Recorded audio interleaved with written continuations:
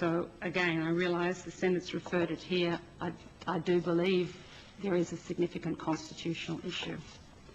The second concern with the current drafting of the bill is it makes mandatory regulations. It requires the minister to regulate, and the regulations are mandatory, which means they will have a force of law in their own right, and if there was any inconsistency between the regulations and the common law, the regulations would override the common law. That is a huge change and a departure from the way the Constitution and the Parliament's power to delegate has been interpreted since 1901. If such a massive change is to occur in the way that regulations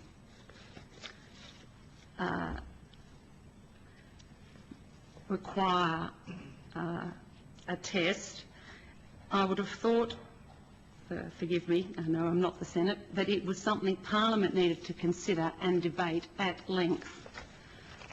There is a question that if this bill was passed in its current form, it would be successfully challenged as being beyond the power of Parliament.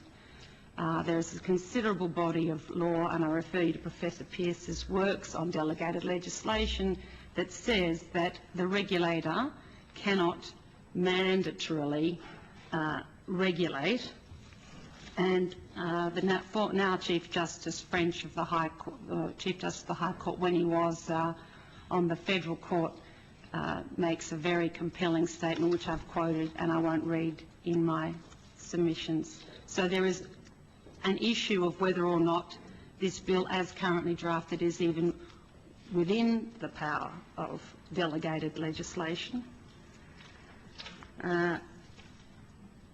If it were determined to be in the power of delegated legislation, by imposing mandatory tests that a regulator, not the Parliament, would determine, where the regulator would determine whether something was in the public benefit or not, you place upon the Commissioner the potential, and the Minister, the Commissioner being the Commissioner of Tax, and the Minister, the burden of, with the best will in the world, breaching 116 of the Constitution, 116 of the Constitution being the guarantee of religious freedom.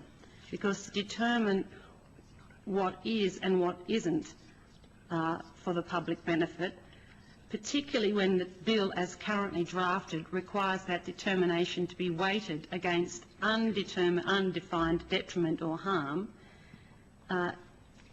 is a test that would be fraught with difficulty administering, and I draw to the committee's attention that no jurisdiction in the world has been able to impose a test where a bureaucrat has to work out whether something is more detrimental than beneficial. On that point, I'd just like to note that it's a subjective area of the law, or it would be a subjective area, and public views change. There would be a body of feminists that would say it's more detrimental than beneficial for Muslim women to wear burqas. There is a body of medical opinion that says it's more detrimental than beneficial for male children to have circumcision.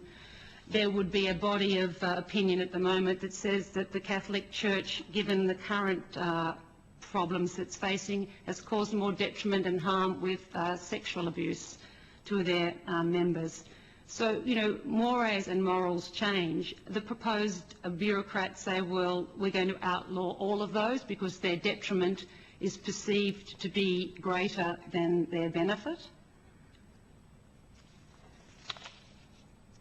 I also want to draw to the committee's attention the fact that the regulations which will contain these very subjective tests, or even if they can be objectively defined, will be subjectively determined,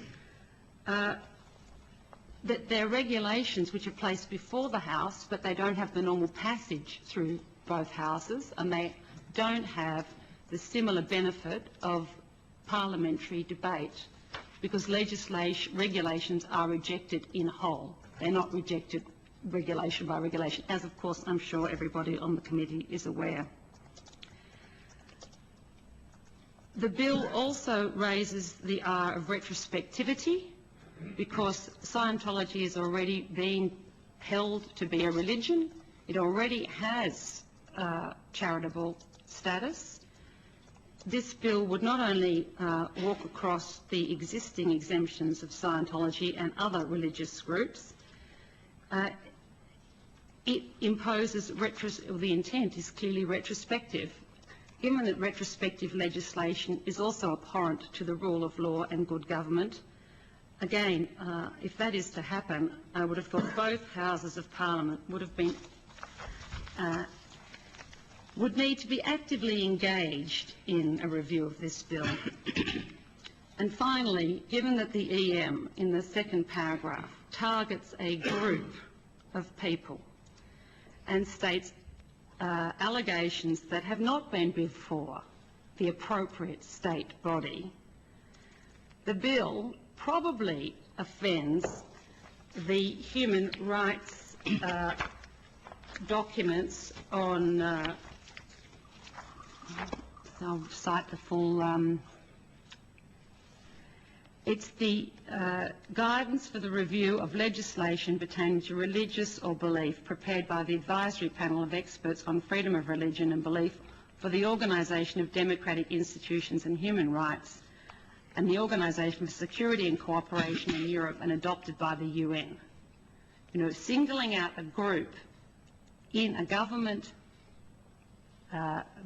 bill as the purpose for the bill is discrimination, but for parliamentary privilege it would amount to libel. It does no credit to this Parliament, it does no credit to a democracy, and it should be referred to the Standing Committee on Privileges, as it is a precedent that this country should not, and in the past has not tolerated. And the High Court has previously looked very dimly on legislation that targets a specific person or group, notwithstanding that a member of this government may not like that group. I'd like to table my opening address together with my CV. It is recorded. It will be printed in full in Hansard. I've gone into quite a lot of detail, which I have not bothered the committee with, quoting cases and judgments and the sections. I mean, I'm happy to read it all out, but I thought... Please do. I didn't think you'd want me to do that, Senator. Is the committee happy to accept the tabling of this report or statement? Thank you. It's tabled. Thank you. Thank you. Now, the other thing I have to say to you at this point, Ms McBride, is that this is a bill for an act. This is a private member's bill. What happens to private members' bills or a bill when it goes into the Senate is unpredictable. There are amendments, and you shouldn't assume that the form of a bill, which is a proposal for an act, will in whatever form it is initially, will be in that form at the conclusion of the parliamentary process. Thank you, Chair. Now, Senator Cameron.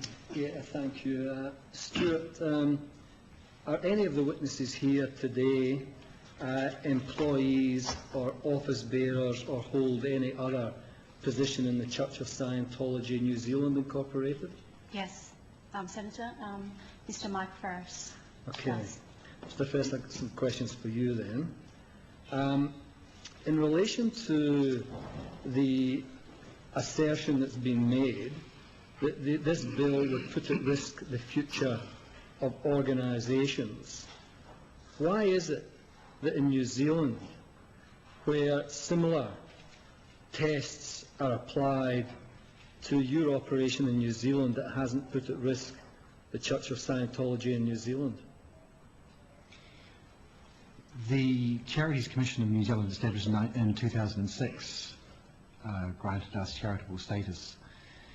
It was basically on the purpose of the, we're formed on the purpose of the advancement of religion, and also the public benefit that extends from a group as established for the advancement of religion. That is it wasn't, it was just a matter of course. And if you look at the Charities Commission of New Zealand's material, the advancement of religion is considered to be of public benefit,